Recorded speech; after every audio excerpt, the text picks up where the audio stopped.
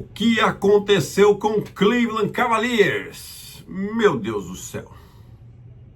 Seja bem-vindo ao Papo DR, aqui é a análise do Guizão. Então, se você está chegando agora nesse canal aqui, já aproveita, já se inscreve no canal. Estamos chegando próximo aí aos 10 mil inscritos. É isso mesmo, galera. A gente começou no finalzinho do ano passado e vocês estão chegando aí, colaborando para o crescimento desse canal. E a gente fica muito feliz, então já deixa o seu like aqui também. Se você é torcedor do Cleveland, comenta aqui para mim o que você acha que aconteceu, tá? Então vamos falar um pouquinho aqui de hoje. Lembrando que, que esse vídeo aqui ele tá na playlist lá da análise do Guizão, né? Tem a playlist também do Papo DR. Todo dia o nosso podcast, a gente vem lá falar de NBA, principalmente nesse momento aqui de playoffs de NBA, onde a gente tem muita coisa para falar. Tá certo? Então vamos lá, o que aconteceu um pouco com esse Cleveland Cavaliers, que depois de uma temporada aí de 64 vitórias, eles acabaram sucumbindo, né, contra o Indiana Pacers. Não só perdeu, mas foram praticamente dominados, né, 4-1, né, de um time que, assim, por mais que Cleveland sofreu com lesões, principalmente nos jogos 1 e 2, né? Não sei se era para ter tanta essa diferença, e principalmente no jogo 2, onde chegaram a abrir 20 pontos de vantagem e depois perderam essa vantagem, perderam um jogo que estava praticamente ganho, né? Eu acho que alguns fatores, né? O principal, lógico, as lesões atrapalharam, mas Darius Garland não jogando bem, não sendo um jogador no mesmo nível de confiança que ele foi durante a temporada regular. Lembrando que ele foi um All-Star esse ano também, né? Então, assim, você espera mais de um jogador como esse, né? E além da questão ofensiva dele, é a questão defensiva, né? Que acaba sofrendo muito, acaba virando um alvo, tanto ele quanto o Donovan Mitchell, tá? Não vou passar pano aqui pro Donovan Mitchell, não,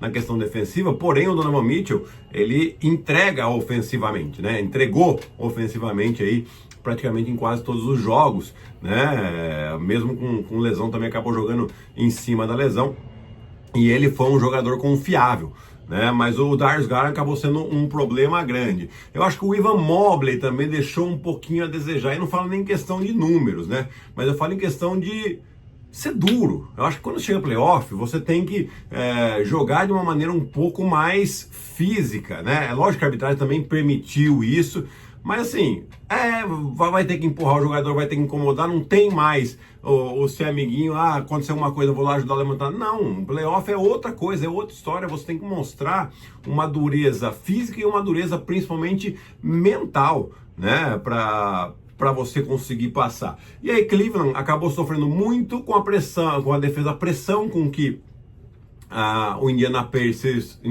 joga, né? Ou seja, para acelerar esse ritmo, eles não conseguiram fazer com que esse ritmo fosse um pouco mais da maneira com que eles quisessem, tá? E também defensivamente, sofrendo, lógico, com os dois armadores, com o Ty Jerome também, que quando entrou também virou um alvo do ataque do Indiana Pacers, mas principalmente, por mais que eles tivessem dois grandes protetores de aro, como o Evan Mobley e o Jarrett Allen, né?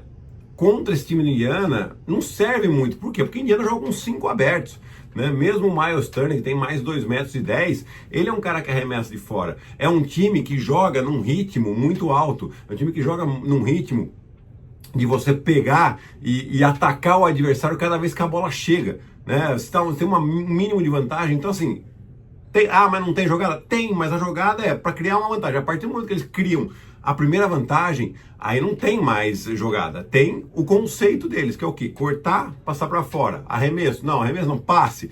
Não deu passe, mais um corte. E continua mantendo essa vantagem até ter um bom arremesso, né? Você pode ver que o Indiana Pacers faz poucos arremessos da meia distância. Então são dois jogadores específicos que tem um pouco mais dessa qualidade, que é o Pascal Siakam e é o TJ McConnell, que fica fazendo aquele arremesso de hipnose, né? Que ele vai driblando, na hora que o adversário ele abaixa um pouco a guarda, ele vai lá e arremessa na cara do adversário. né? Então, não conseguiram parar essa defesa. A intensidade com que joga também Indiana, com 8, 9 jogadores, isso aí foi fundamental. Cleveland não aguentou o ritmo e agora, né, acho que tem que tomar algumas decisões, né? Vou até abrir aqui um pouco o computador que eu anotei algumas coisas, porque Cleveland vai ter um problema de questão de teto salarial, né? Tem algumas regras na NBA, né, que a gente tem que prestar atenção, porque assim, é o teto salarial, aí tem o First Apron, que eles chamam, que é o primeiro limite lá da Luxury Tax, e depois tem o Second Apron. Quando um time atinge esse Second Apron, esse segundo limite aqui, né, ele começa a ter regras muito rígidas, além de pagar uma multa muito alta, ter regras muito rígidas para contratar jogadores, para trocar jogadores, para usar mid-level exception, né? Então tudo isso acaba sendo um problema, né? E o Cleveland já vai passar, só na temporada que vem, já está acima desse segundo limite aí, em 17 milhões de dólares, e eles têm 10 jogadores na equipe, né? Então assim, eles vão ter que fazer alguma movimentação, né? Porque senão como é que você vai completar esse seu elenco? Tem outra coisa, o Ty Jerome, o Sam Merrill são free agents, jogadores que entraram bem na rotação. O Ty Jerome principalmente aí até foi um dos candidatos ou então deveria ser um dos candidatos a sexto homem da temporada. E assim, do jeito que tá, se continuar do jeito que tá, o time do Cleveland poderia oferecer 10 milhões pro Ty Jerome, só que isso teria um custo de 65 para eles. Pra você ter uma ideia de quão estourado tá esse limite deles. Então assim, quais as opções? O que eles podem fazer? Eles vão ter que tentar trocar alguém, né? Então as opções é trocar os contratos maiores. Donovan Mitchell, Darius Garland, Jarrett Allen, o DeAndre Hunter ou o Evan Mobley, né? Então eu acho que, assim, primeiro de tudo, o Evan Mobley eles tiram dessa equação, porque é um prospecto, é um jogador que vem crescendo, deixou um pouquinho a desejar aqui nesse playoff, mas ainda tem margem de crescimento e acabou de assinar, e foi o defensor do ano também, né? E acabou de assinar uma extensão importante aí. Então, Evan Mobley não. O Jarrett Allen pode ser uma peça, né? Não é um preço tão alto, mas assim, é difícil você achar um protetor de aro que nem ele, né? Aí a gente acaba indo para Donovan Mitchell e Darius Garland. Primeiro, assim, a gente precisa entender se é possível os dois jogarem juntos em questão de playoff, por esse aspecto defensivo, né? Então assim, você teria que escolher entre um e outro. Eu acho que o Donovan Mitchell acaba entregando bastante coisa, apesar de o histórico de nunca ter passado a segunda rodada de playoffs, mas é um jogador que não foge da responsabilidade. Ele vai lá, ele pega a bola, ele arremessa, ele tenta fazer as coisas dele.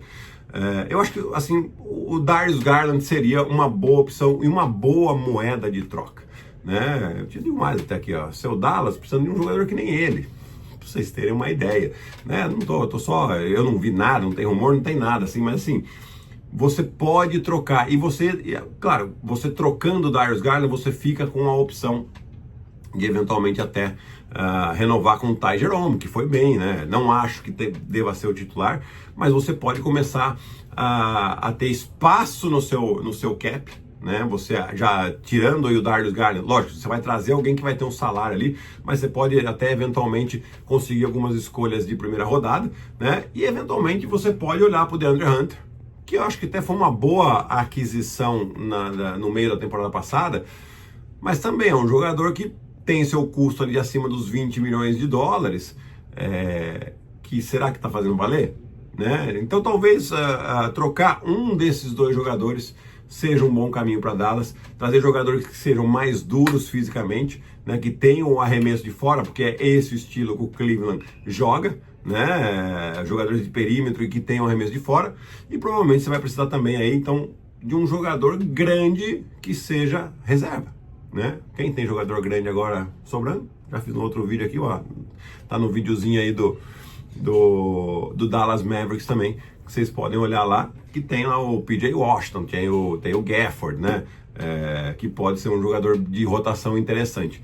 Já que o Dean Wade e o Okoro não conseguiram jogar também playoffs, né? Eu acho que o Cleveland tem que mirar jogadores de qualidade para chegar nos playoffs, porque você não pode ter uma temporada de 64 vitórias e sair na segunda rodada tomando 4-1, Não é nem, né, não foi um 4-3 que, poxa, chegou no último jogo e, né, não jogou bem. Não, foi dominado pelo Indiana Pacers.